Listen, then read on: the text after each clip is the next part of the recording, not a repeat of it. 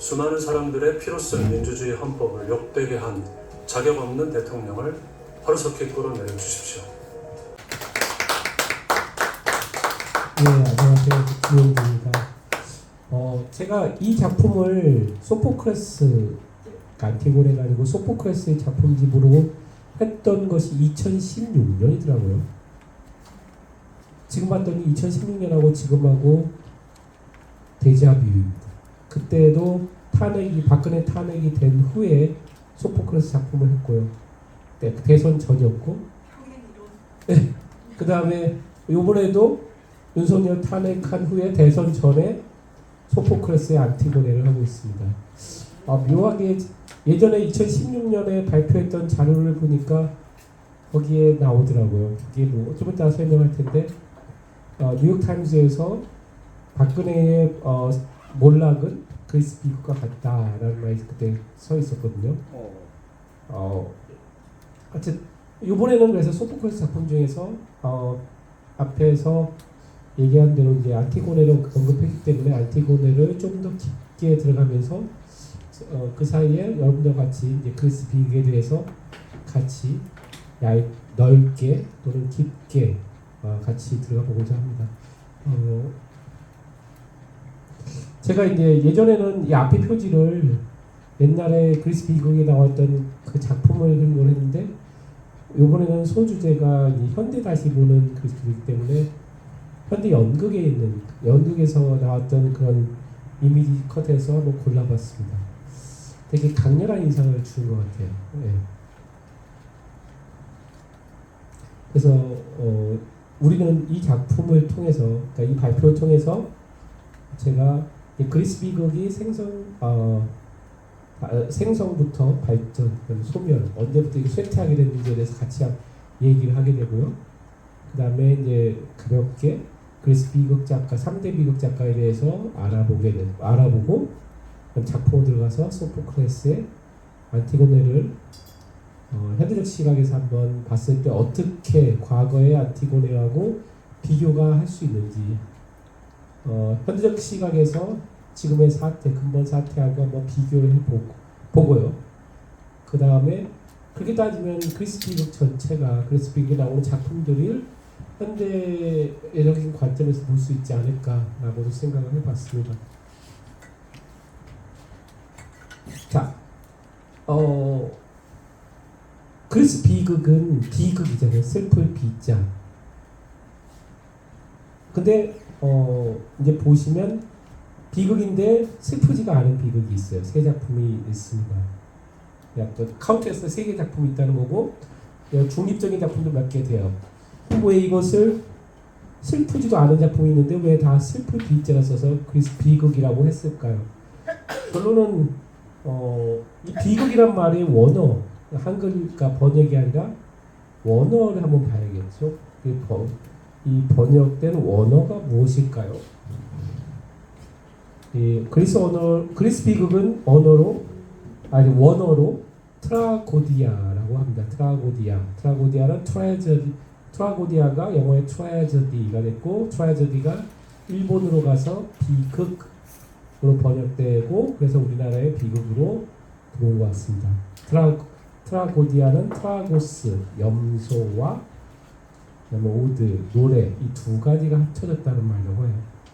그래서 어원으로 봤을 때는 슬프다라는 의미가 없죠. 결국은 어원에는 슬프다는 말이 없는데 나중에 이걸 번역하는 현대어로 번역하는 과정에서 일본에서 아마 이게 대부분 그리스 비극이 슬픔의 비장미가 있어서 비극으로 번역하지 않았나 추론해 봅니다. 아리스토텔레스에서는 이 시학에서 그리스 비극에 대해서 잘 정리를 하고 있죠. 우선 비극은 심각한 문제를 다루면서 두려움과 연민에 호소한다. 반면에 희극은 웃음을 유발하는 것이다. 이제 거기서는 이제 비극과 희극을 약간 이제 비극이 희극보다 좀 우월하다라고 말을 하고 있고, 그 이후에 이제 서양 관점에서는 비극이 좀 더 우월한 작품이다. 라고 이제 많은 생각이 했죠. 염소가 그럼 어떻게 비극이 됐을까요? 염소는 결국은 디오니소스와 관련된 밀접한 관련이 있다고 보고 있습니다. 그러니까 그리스 비극이 디오니소스 축제에서 많이 행해졌는 축제 때 행해지는 어떤 연극이었는데요. 거기에 염소가 어떤 의미가 있었을 것 같아요. 근데 거기에 대한 어떤 의미인지는 현대에서도 정확히 알지는 못합니다. 뭐 아마 희생제물이었을 수도 보고 있고 뭐 여러 가지 뭐 썰이 있는데 다 그냥 저도 중요하지 않기 때문에 결론은 모른다. 왜 이 왜 염소의 오드라고 했는지 트라고스란 말 썼는지 정확히 아무도 모른다. 그냥 추측이다. 근데 디오니소스하고는 관련이 있다라는 정도 하나만. 그래서 그리스 비극은 원래 아테네의 디오니소스 신을 숭배하게 불려진 노래다. 근데 이거 아세요? 아테네의 신이 누구죠? 원래 주신이? 아테나. 우와 맞았어요. 아테나. 포세이돈이랑 아테나 맞았어요. 말이랑 뭐그 올리브랑 그래서 뭐 너무 아무튼 네, 잘했어요. 근데 디오니소스 신이라고 하잖아요. 그 말은 디오니소스 신이 뭐 예를 들어 테베의 아마 신이었을 거예요. 테베의 신이었는데 이 신을 아테나에서 이제 뭐라고 하죠? 수입했다고 해야 되나? 모셔왔다고 해야 되나? 일단 자기네 신으로 모셔왔고 그때 같이 뭐 이제 희생제물을 해서 나 여러 가지 것들이 뭐 같이 들어왔다라고 보고 있고요. 이 디오니소스 축제 외에 다양한 아테네 축제 여러 가지 축제가 있었는데 그 축제에서 같이 이제 그리스 비극이 상영되었다. 아이고 죄송합니다. 디오니소스 축제란 일본에 1년에 4번 정도 행해졌다고 해요.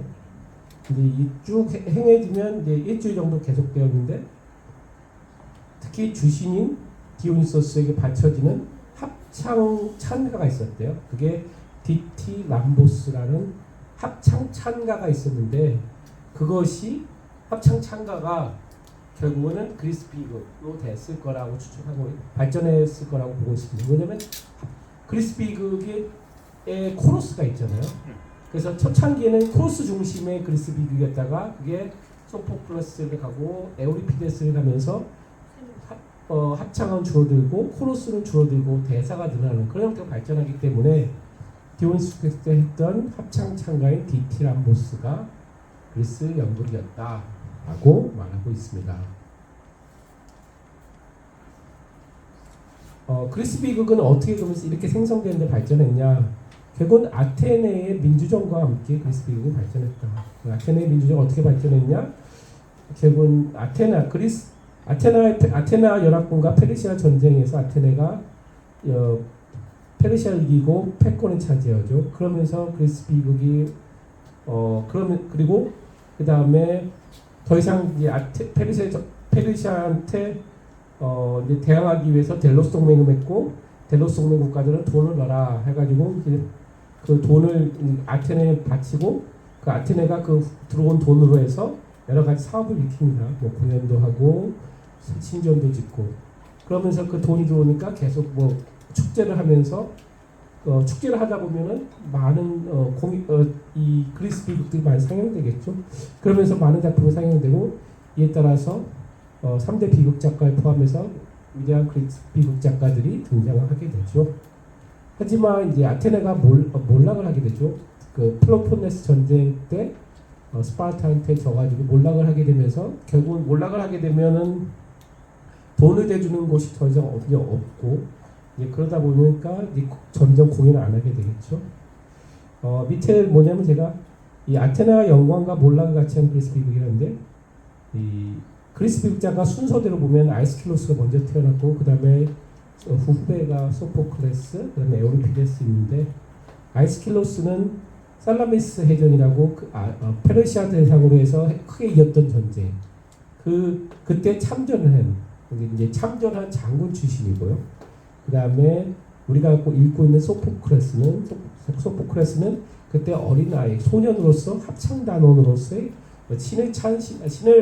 신에게 찬미하는 노래를 불렀던 거다. 그리고 에우리피데스는 이제 제국인 아테네가 점점 이제 몰락해가는 그 시기에 활동했다. 그래서 그 세 사람의 어떤 작품들도 그런 걸 조금 반영하고 있다.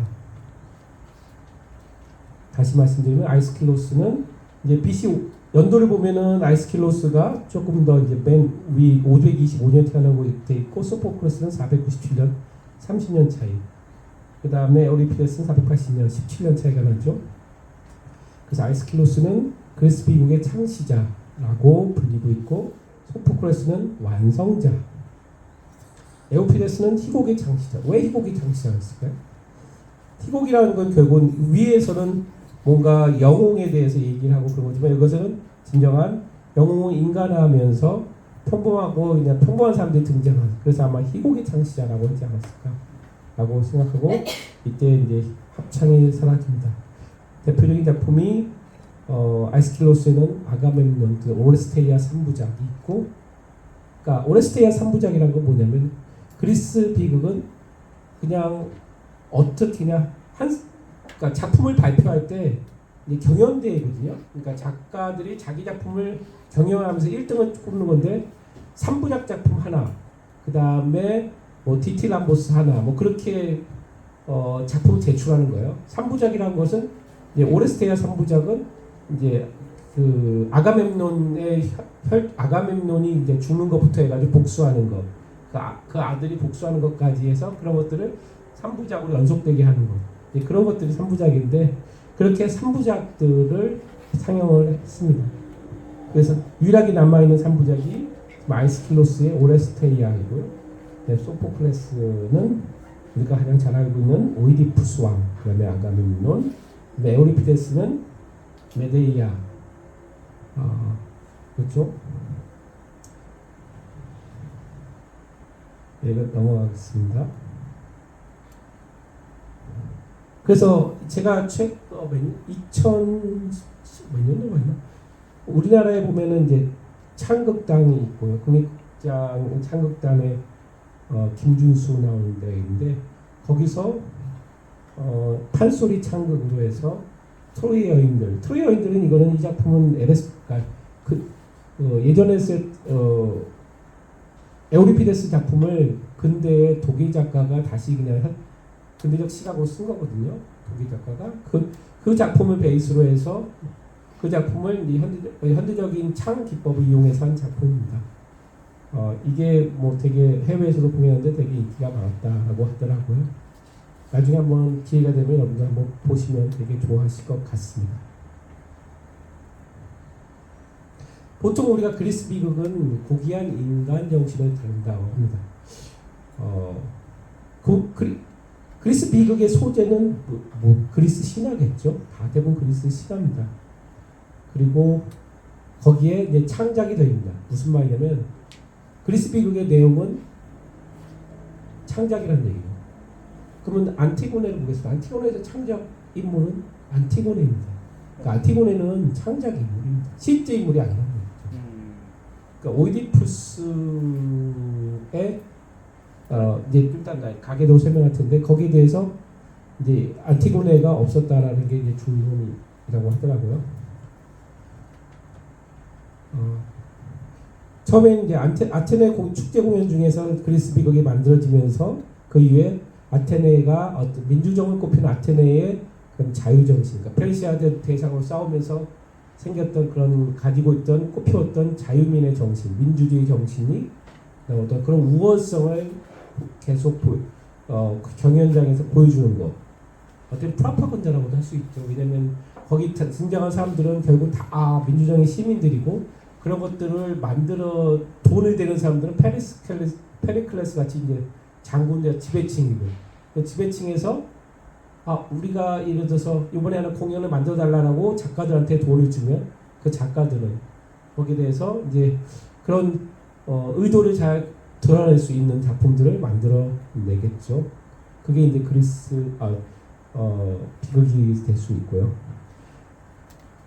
그래서 제가 좀 이따 설명할 것은 이제 그리스 비극이 그런 프로파간다 측면에서도 볼 수 있다. 3대 비극 작가가 죽은 뒤 이들 능가하는 작품은 더 이상 만들어지지 않았습니다. 공연은 계속 만들어졌지만 결국은 그리스 비극의 정신은 정신은 이어지지 않고 쇠퇴한다. 그리스 비극의 정신은 결국 인간의 오만 그런 거에 대한 어떤 경계, 그 다음에 꺾이지 않은 뭐 어떤 정신들, 뭐 그런 것들도 있겠죠. 그런 것들이 더 이상 이제 그런 것들에 대한 것들을 더 이상 보여주지 않아요. 왜냐하면 나라가 결국 그리스가 몰락을 했기 때문에 그런 것들이 별로 더 써지지 않았다. 그래서 대페르시아 전쟁 승리로 민주주의에 대한 의식이 높았을 때는 많은 작품이 등장했지만 펠로폰네스 전쟁을 통해서 아테네가 패권을 이루면서 그런 작품은 더 이상 만들어지지 않았다. 물질적으로는 연극 작품을 새로 쓰기 위해서 후원자가 있어야 했지만 그러니까 펠로폰네스 전쟁에서 계속 에서는 돈이 없기 때문에 그러니까 전쟁하나 돈이 없기 때문에 그런 것들을 만들 여유가 없었다. 소포클레스에 가겠습니다. 소포클레스는 뭐 부유한 집안 출신이고 정치가다.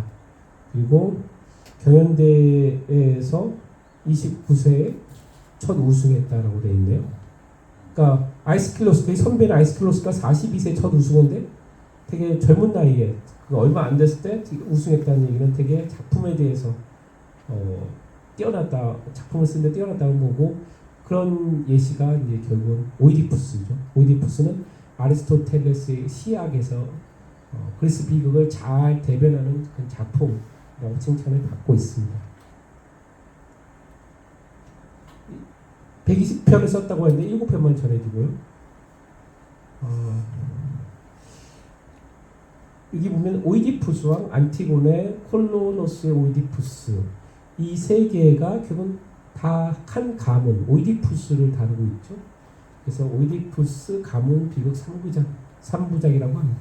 이 세 개는 한 작가가 썼기 때문에 오이디푸스 내용이 다 그대로 이어지고 있습니다. 그러니까 제일 먼저 작품상으로 봤을 때는 오이디푸스 왕이 먼저 스토리상으로는 먼저 있고 그 다음에 콜로노스의 오이디푸스, 안티고네 그런 식으로. 그러니까 오이디푸스가 먼저 자살하고 그럼 콜로노스 오이디푸스에서는 오이디푸스가 다른 나라로 유랑하고 그다음에 안티고네에서는 이제 그 오빠들이 서로 전쟁을 싸운 뒤에 그 이제 거를 이제 묻어주는 거 관련해서 삼촌하고 이제 논쟁을 벌이는 거죠. 다시 말씀드리면 이제 그리스 비극을 보는 보편적인 시각은 이제 우리가 그리스 비극을 봤을 때도 어떤 아주 그냥 눈물 짜는 그런 슬픔이 아니라 좀 고귀한 정신 그런 것들을 느끼는 것은 슬픔을 전달하는 게 목적이 아니라 인간의 탁월하고 고귀한 행위를 묘사하되 그 행위가 필면의 존재의 인간이 겪을 수밖에 없는 정신의 고통 속에서 드러나기 때문이다 라고 우리가 배웠고요.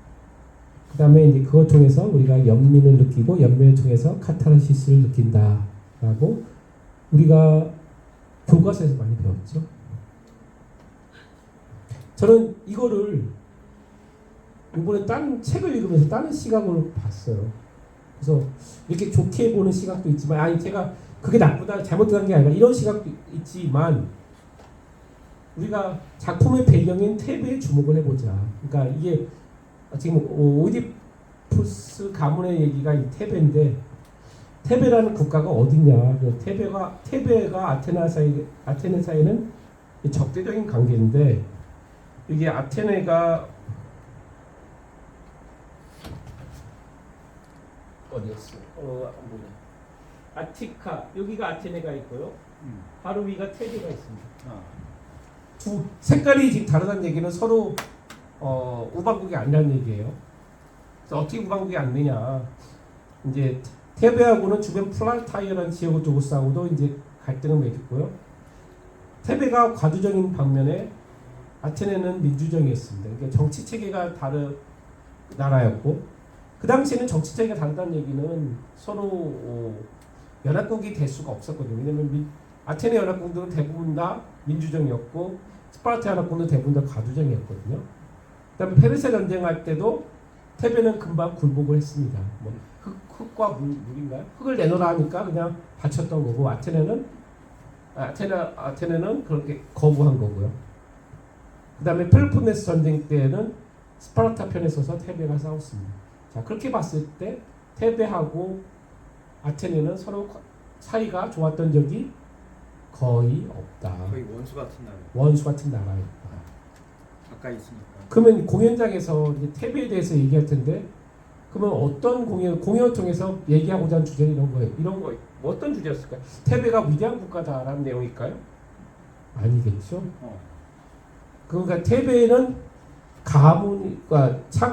테베를 만든 테베를 처음 만든 사람부터 그 이후에 가문의 저주가 흘러져 왔고, 그 가문의 저주가 이렇게 계속 내려오고 있고, 그게 지금 이 나라의 현재다.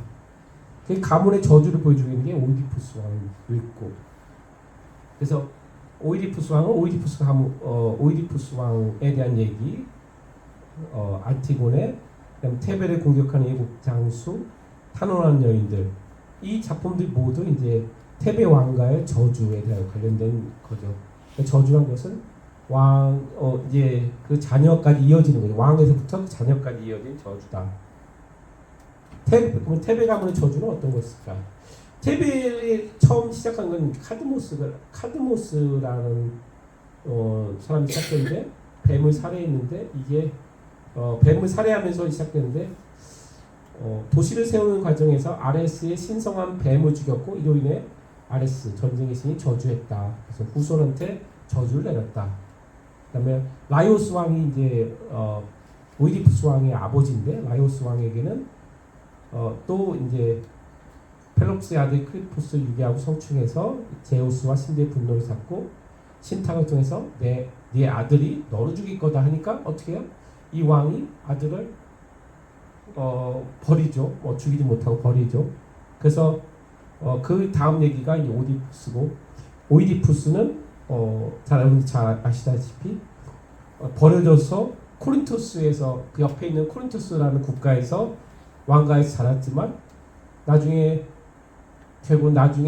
테베의 왕이 되고, 거기서 친모랑 결혼하게 되고 자녀를 갖게 되는, 그러면서 자기 자신을 눈찌르게 되죠. 그런 가문의 저주가 이 테베 가문의 저주고, 이 테베 가문의 저주를 이 그리스 3대 비극 작가들은 모두 아까 얘기한 대로 얘기를 하고 있다. 근데 이제 그 3대 가문 저주가 결국은 얘기하면서 어떤 식으로 얘기하는가요? 그 정통성을 지지하는 쪽이 아니라, 니네는 이래서 가문의 저주가 있을 수밖에 없다라는 쪽으로 얘기를 했겠죠. 자, 이제 안티고네로 들어갈게요. 안티고네는 여러분들이 잘 읽어서 알겠지만, 근데 이제 좀 다른 얘기로 가면, 여러분들이 이제 소포클레스 이제 그리스 비극을 읽을 때 잘 안 읽히는 이유가 있어요. 그거는 뭐가 똑같냐면, 우리가 이제 이게 올바른 비유인지 모르겠지만, 중국 시를 읽을 때, 판소리 읽을 때 판소리가 나오는 가 잘 안 들리는 거 이유가 또 비슷하다고 보는데, 무슨 말이냐면, 판소리에는 어떤 이별가나 사랑가를 얘기할 때 중국의 고사 이야기들이 자연스럽게 언급이 되고 있어요. 근데 그걸 듣는 청중, 당시 양반일 수도 있고 다 아는 얘기죠. 왜냐면 그 당시 사랑가 하면은 이별가 하면은 왕위의 하여튼 그냥 딱딱딱 아는 것들이고, 사랑가 하면은 장한가, 이별가 하면 장한가, 그런 것들이 유명한 게 있는데, 그런 것들은 옛날 선비들은 다 알고 있어요. 그래서 판소리를 들으면서 그것들이 그 대본이 언급될 때도 사람들은 이게 장한가에 나온 대목이구나, 어디서 나온 대목이구나 다 알기 때문에 그것들을 다 알아듣는데, 우리는 그런 것들이 더 이상 안 배우기 때문에 못 알아듣죠. 그리스 비극도 마찬가지라고 저는 생각해요. 이 그리스 비극에서 나올 때 여러분들이 읽을 때 주석을 봐야 알 수 있는 것들이 있어요. 그것들은 대부분 가문의 저주, 아니면 어떤 유사한 그리스 신화 관련된 내용이에요. 근데 그 그리스 관련된 신화 관련된 내용들은 당시의 사람들은 많이 알고 있었다. 우리는 모르지만 당신이 알고 있었기 때문에 그런 것들이 이렇게 대본으로 써줘도, 아니면 이게 그리스 비극으로 공연이 돼도 다 알아들었다. 그래서 당신은 알았지만 못 알아듣는 것들이 아마 그런 문화적인 차이가 있지 않을까 생각을 해봅니다. 안티고네 가계도는 라이오스하고 왕이 라이오스죠. 그다음에 왕비가 이오카스테가 있고 그 사이에 오이디푸스를 낳고 오이디푸스가 이제 버려진 거죠. 근데 알다시피 이게 자녀지만 다시 부부관계가 되는 거고 이오카스테하고 오이디푸스 사이에서 아들 둘이 그러니까 딸 둘이 있죠. 안티고네하고 이스메네 이 딸 두 명이 안티고네 작품에 나오죠. 그 다음에 폴리네이케스하고 에테오클레스는 언급은 되지만 나오질 않는데 두 오빠인데 그러니까 오이디푸스가 죽은 뒤에 서로 둘이 협약을 맺어요. 몇 년은 내가 왕하고 몇 년은 네가 왕하자. 그래서 협약을 맺는데 그게 안 지켜져요. 그래서 그러면 안 지켜진 에테오클레스가 계속해요. 난 내가 왕 계속하겠다 하니까 폴리네이케스가 옆 나라 아르고스로 가서 아르고스의 지원을 받아서 장수들과 같이 공격을 하면서 막 싸우다가 결국은 폴리네이케스하고 에테오클레스가 둘 다 죽고 이게 이제 안티고네 얘기거든요. 네, 그 다음에 거기에 대해 이제 사촌인 크레온이 있고 크레온의 아이인 자녀가 하이몬이 있고 하이몬하고 안티고네가 악혼 관계이다. 이건 여러분들이 다 아실 것 같습니다. 테베 가문의 신하가 되는 과정은 이제 아까 얘기했듯이 오이디푸스를 소재라는 극이 이 소포클레스만 있었던 것은 아니다. 아이스킬로스도 썼고 소포클레스 썼고 에우리피데스 썼다. 그 말은 이게 소재로서는 아주 되게 좋았던 거다 보는 거죠. 그 다음에 오이디푸스 가문의 비극에 대해서 이제 오이디푸스가 왕에서 물러나고 두 아들이 번갈아 싸우는 거에 관련된 것들은 그 작품에 대한 내용이 아이스킬로스의 테베를 공격하는 일곱 사람이라는 작품이 거기에 대한 내용이고 그 다음에 둘째 아들의 죽음과 크레온의 매장 금지에 대한 내용이 소포클레스 이번 작품의 안티고네하고 에우리피데스의 탄원하는 여인들. 다시 말하면 이 오이디푸스 가문의 이야기가 이 3대 작가에 의해서 되게 작품으로 많이 써졌다 라는 것을 알 수 있죠. 이제 작품으로 들어갈까 합니다. 이건 안티고네 여러분들 혹시 안티고네 다 읽으셨나요? 안 읽으신 분도 있기 때문에 있을 거라고 믿기 때문에 그냥 대충 한번 보겠습니다. 쓰진 연대는 441년 BC고 이 이야기는 결국은 국가의 국가는 어떤 통치자한테 속하는가, 한 사람의 소유물인가라는 것에 대해서 저는 질문을 던진다라고 보는 거고요. 또는 이제 민주정에 대한 자신감 속에서 참주, 그 당시 이제 아테네에서는 민주정에 대해서 민주정을 반대하는 사람에 대해서 이제 도편 추방법을 좀 추방을 시킬 정도로 독재자가 참주가 등장하는 것에 대해 경계했어요. 그래서 결국은 그 참주로서의 크레온에 대해서 이 테베는 이런 국가다라는 것을 보여준다라는 거고 거기에 대해서 아테네가 우월성이 있다라고 보이는 거죠. 그다음에 등장인물은 안티고네 이스멘의 크레온 있고 크레온이 테베 왕이고 그다음에 테이레이시아스 예언자가 있고요. 이제 생각할 점은 이건 나중에 가고요. 뒤에도 저는 오늘 제가 좀 읽기를 하려고 합니다. 그렇기 때문에 이것들은 제가 지금 거의 안 읽고 끝나고 읽기를 할 때 같이 좋은 대목을 같이 읽으려고 하니까 이걸 넘어가도록 하겠습니다.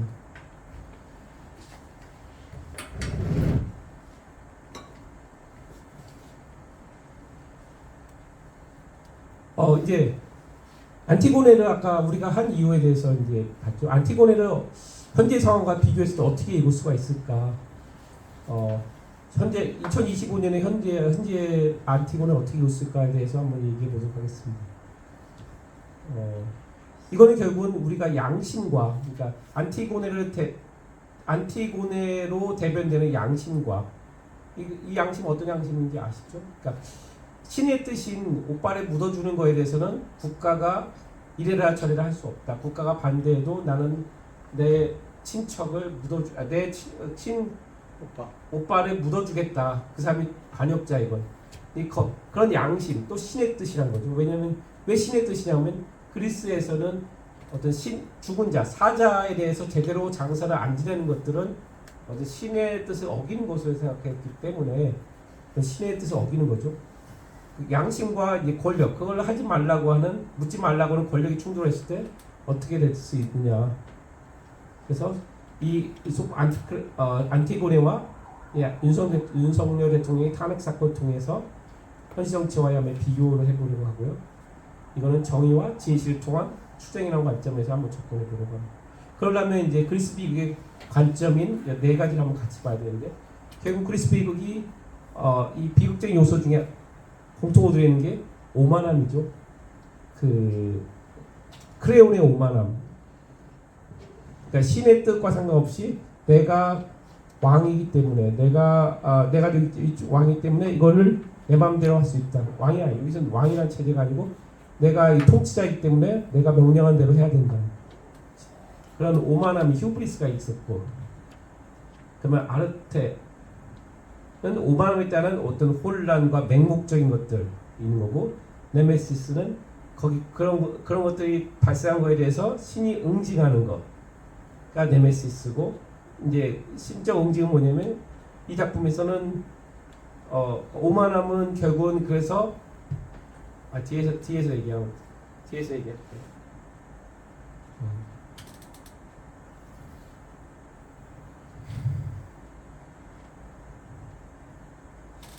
서울의 안티고네의 관점에서 보면은 이것도 윤석열 대통령의 그러니까 부침 어떻게 이제 어떻게 권력을 잡게 되는지부터 그다음에 몰락하게 되는지까지 그런 이야기가 여기도 스토리가 같이 있다. 그리고 이 관점 히브리스와 아트와 네메시스와 카타르시스가 있는데 윤석열 대통령이 관련된 거는 오만함은 자신이 권력이 어떤 민주적 절차를 초월한다고 하는 그런 오만함. 그다음에 거기에 따라서 계엄령을 선포하는 이 아테. 그리고 신이 응징하는 것. 즉 신이 응징하는 건 탄핵과 이제 신적 응징은 현대적인 관점에서는 탄핵과 형사 처벌 같은 게 있을 수가 있고요. 이제 거기에 대해서 카타르시스는 평화적 시임의 합법적 행위를 통해서 민주적 가치가 재확인되는 거. 근데 그걸 비교해 보면은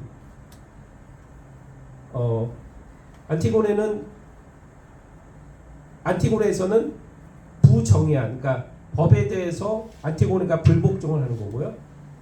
2024년 한국에서는 독재에 대한 거부를 하는 거고, 거기에서의 권력의 대표는 안티고네에서는 크레온인데 비해서 대한민국은 이 사람이고, 그다음 충돌은 양심과 정치 권력이 충돌한 거고, 대한민국에서는 어떤 시민과 행정 권력의 독재에 대해서 거기에서 항거하는 거고, 결말은 이제 크레온이 가진 아들도 죽고 부인도 죽으면서 내가 잘못했구나라는 것도 깨달음이 있는 거고, 그 깨달음이 어떤 후회와 같이 주면서 카타르시스 주는데, 대한민국에서는 탄핵을 통해서 이제 민주공화정이 회복되지만 우리의 독재자는 깨달음이 없다. 그러네. 예. 그래서 고대에는 이런 응징이 신으로부터 왔지만 오늘날에는 사회는 이제 제도를 통해서 어떤 사법적인 제도를 통해서 책임을 묻고 있다. 그리고 옛날에는 신을 기다리고 있었고 그 신의 응징을 기다렸지만 지금은 그것은 시민이 입법자로 심판자로서 행동을 하고 있다. 그리고 현대에서는 이런 카타르시스는 집단적으로 어떤 행동을 나서면서 거기에 대한 결과들이다. 코로스에 보면은 안티고네에서 코로스에 보면 이제 유기티가 나오는데 이거를 이제 저는 서울의 안티고네라고 해서 이 작품으로 이제 바꾼 거죠. 똑같이 이제 말만 요 색깔만 바꾼 거가 결국은 그 작품에 있는 단어만 두 단어만 바꾼 겁니다. 지혜의 말로 으뜸가는 행복이라네. 그리고 국민에 대한 복종은 모독되어서는 안 되는 것. 오만한 자들의 큰 소리는 그 벌로 큰 타격을 받게 되어 느금하게 지혜가 무엇인지 알게 해준다네. 이게 코러스란 말이거든요. 예. 근데 이게 원작에는 어떻게 되어 있죠? 이게 원작 내가 주었는데 좀 이따 원작하고 네. 같이 신들에 대한 복종이겠죠. 신들에 대한 거예요. 경위는 신들에 대한 경위는 모독되어서 맞아. 우리가 계속 그랬죠. 이게 신의 뜻을 어긋난 거니까. 결국은 코러스가 얘기가 이제 소포크러스가 하고 싶은 얘기죠. 신들에 대한 뜻을 네가 어겨서는 안 된다 라는 거고, 저는 이제 국민에 대한 어떤 뜻을 어겨서는 안 된다라는 것을 하고 싶은데 안 되죠. 이 사람이 도대체 이걸 안 듣고 있으니. 예. 그래서 안티고네와 이 서울의 안티고네는 정의가 언제나 주어진 것은 아니며, 이제 안티고네가 끝까지 정을 했기 때문에 결국은 그 정의가 신의 전신적 응징이 나올 수 있는 거고, 우리도 이렇게 끝까지 정을 했기 때문에 나온 거고, 비극은 이게 비극은 고통과 슬픔이 아니고 그걸 통해서 어떤 회복, 정의가 회복되는 카타르시스가 이제 생기는 것이다. 이건 아까 말대로 이전에 제가 첫 작품 썼을 때 2016년에 11사에 뉴욕타임즈에서 The accounts of Park Geun-hye's rise and fall have drawn on Game of Thrones reputation. Classical Greek 라스푸틴 죄송합니다. 라스푸틴. Classical Greek tragedy and a variety of other allusions to capture the extraordinary drama now being played out in South Korea. 존미 대표님 번역입니다. 라스푸틴 그때 얘기했던 거 기억나는데. 러시아 그 라스푸틴. 네. 그 저기 저. 근데 하다 보니까 오이디푸스도 거의 비슷한 것 같아요. 그래서 오이디푸스도 한번 비교해봤어요. 오이디푸스도 윤석열하고 비교가 더 잘 되는 것 같아요. 왜? 오이디푸스가 훌륭한 오이디푸스가 모욕당한 일이야. 그러니까 오이디푸스 의문의 일세야. 고결하다. 그러니까 오이디푸스가 고결하다는 관점은 오이디푸스가 고결하다는 관점은 이런 거죠. 신이 그렇게 내 운명이 내 운명이 그렇게 정해지더라도 나는 그거에 대해서 저항하겠다, 받아들일 수 없다라는 관점에서 이제 고귀하다는 본 거고, 옛날 관점에서 보면은 이 사람이 저질렀던 그런 휴브리스가 있거든요. 그런 오만함, 그 오만함에 대해서 벌받은 거. 그 관점에서 얘기하는 거죠. 그러니까 고귀한 오이디푸스 말고 휴브리스가 있는 그 다음에 오만한 오이디푸스로 여러분들 생각하시기 바랍니다. 오이디푸스는 테베를 구한 영웅이요. 테베를 구한 영웅이 어떤 거죠? 스핑크스가 테베에서 막 하면서 사람을 죽일 때 스핑크스를 그냥 물리친 사람이 이제 스핑크스 물리치면서 테베의 왕이 된 거죠. 오이디푸스가 테베를 구한 영웅이자 지혜로운 왕이었지만 결국 자신이 저지른 죄의 진실을 알게 되면 몰락을 했다. 이는 윤석열 대통령의 집권과 몰락 과정과 유사한 서술 구조를 보인다. 양자는 권력자가 스스로를 정의의 구현자 맞잖아요. 윤석열 이 사람도 자기가 정의의 구현자라고 생각했겠죠. 믿었으나 진실과 말듯이 몰락했고, 사회는 어떤 정치는 사회 이 사람들을 몰아내고 어떤 정화 카타르시스를 가졌죠. 그 역할을 코러스가 하고 있는데, 여기에서는 이제 코러스가 하는 것들은 한국에서는 시민들이 촛불로 수행하고 있다. 오이디푸스 보면 이 오이디푸스도 권력 획득에서 보면은 스핑크스를 무찌르면서 권력 획득했고, 윤석열은 이렇게 됐고, 그다음에 오만이라는 관점에서 보면 오이디푸스는 자신이 끝까지 죄가 없다라고 확신을 했고, 윤석열도 결국은 이 사람이 자유민주주의에 대한 어떤 자기 스스로의 독선적인 판단이고, 자기가 자유민주주의에 대해서 자기가 판단을 하는 거죠. 그런 오만, 독선인 거고요. 거기에 대한 혼란은 오이디푸스는 끝까지 자기를 되려도 보지 않은 거고, 윤석열은 헌법 무시하고 계엄령을 발표하는 거고 표현한 거고 이제 거기에 대한 응징은 오이디푸스 신에 의해서 자기가 자해를 하고 그다음에 자기를 추방해 달라고 얘기하는 거고 윤석열은 탄핵과 몰락이 이루어진 거고요. 아까 말한 대로 과오를 미인정하는 거. 이 사람이 과오를 인정해야지 좀 정화가 이루어지는데 과오를 인정하지 않으니까 지금 정화가 카타르시스가 안 생기고 있어. 그다음에 과거에 대해서 정확한 처벌만 해도 카타르시스가 생기고. 네네. 그러니까 지금도 아직 제대로 처벌이 안 이루어지기 때문에 지금 카타르시스가 아직 안 생기고 있습니다. 그다음에 태베가 그래서 이제 구원된 거가 정화라고 한다면 윤석열은 우리 시민의 승리와 민주주의 회복 이게 지금 실행 단계다.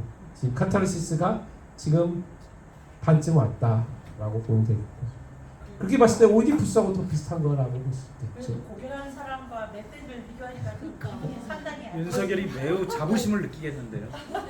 저랑 오이디푸스로. 몰라도 그것도 못해. 무식해가지고. 오이디푸스는 현대에도 이게 2013년이구나. 이게 누구죠? 이게 연추가 유명한 추구인데 한태숙인가요? 예. 예. 이때 2013년에도 했고요. 2025년에도 4월 11일 날도 했네요. 이번에 예. 그다음에 이거는 한 그리스 합동 공연으로서 왼쪽이 안티고네 했던 거고 2024년, 2021년에도 했고요. 그러니까 어떤 현대적인 관점에서 많이 다시, 그러니까 뭐 과거의, 그러니까 그 이야기를 그대로 한 것도 있지만 현대적인 관점에서 한 것도 많다. 아까 봤던 거, 밑에 보시면 이제 신영철 얘기한 게 신영철 씨가 문화평론가 신영철 씨가 얘기했던 친구들 중에 당신이 견뎌냈을 자들 중에서 날뛰세요. 이건 누가 한 말이죠? 누가 했던 말이에요? 이 대사? 누가 한 말이야? 예언자가 한 거예요? 아니, 아들이 한 말. 아들. 당신이 이래라 저래라 얘기하는 건데 그런 것들은 당신의 말에 꼼짝없이 수행하는 사람들한테서 하지 나한테 그리고 그런 사람들 앞에서 당신의 화를 분풀이 하면서 날뛰지 자기한테 하지 마라. 나는 받아들일 수 없다. 예. 자, 그래서 이제 이걸 좀 이제 오늘 거의 이제 요 대목은 제가 뭐 뽑아봤어요. 그러니까 이스메네하고 안티고네가 두 자매 간에 묻어주는 거 관련해서 서로 갈등을 보이는 장면을 한번 읽어보고 싶고, 근데 이제 주 대결인 안티고네와 크레온 간의 이제 갈등 장면. 제가 두 명이라고 한 건 그냥 두 명이서 이제 두 명이서 서로 읽으라는 얘기고요. 그다음에 프레온이 아니고 크레온이죠. 크레온하고 아버지하고 아들하고 갈등하는 장면. 그다음에 예언자인 테이레시아스하고 크레온 간에 갈등하는 그 장면. 그다음에 크레온이 나중에 그 절규할 때. 이게 두 사람 간의 갈등이고, 이제 이 책에는 소포클레스 작품이 또 되게 읽는 재미가 있는 게 비유가 되게 재밌는 비유가 많습니다. 그래서 사람이란 어떻다라는 사람에 대한 통찰이 있는 대목도 있고요. 그것도 재밌었고요. 그 다음에 사랑은 어떤가, 사랑에 대한 통찰도 있고, 그 다음에 또 재밌는 대목 중에 남편이 죽으면 어떻고, 그러니까 자기가 왜 이렇게 묻어줄 수밖에 없는지에 대해서 남편이 죽는 거하고 오빠가 죽는 거가 이렇게 다르다라는 것들을 얘기한 것도 있고, 그래서 그런 것들을 대목은 이렇게 길지 않지만 이 행으로 적은 건 뭐냐면 이게 아마 행으로 책이 다르기 때문에 행으로 돼 있는 것을 읽으면 같이 그냥 읽을 수가 있을 것 같습니다. 그래서 좀 이따 이걸 끝나면 같이 읽었으면 좋겠고요. 같이 이야기할 거는 뭐냐면 이 현대에도 그리스 비극이 많이 안티고네 포함해서 많이 사용되고 있는데 인기 있는 이유가 무엇일까요? 같이 알아보고요. 그다음에 그리스 신화를 현대 인문학을 창조한다면 당신은 어떤 인물들을 주인공을 하고 싶은지. 그다음에 안티고네의 대사가 지금 봐도 2500년 전에 써진 작품이라고 생각이 안 될 정도로 되게 생생하게 살아있는 이유가 무엇일까요? 한번 같이 얘기해 보면 좋을 것 같습니다. 그 다음은 저 정하신 그 다음에는 좀 이따가 같이 얘기하도록 하고요. 자, 이상으로 발표를 마치도록 하겠습니다. 감사합니다. 브라보.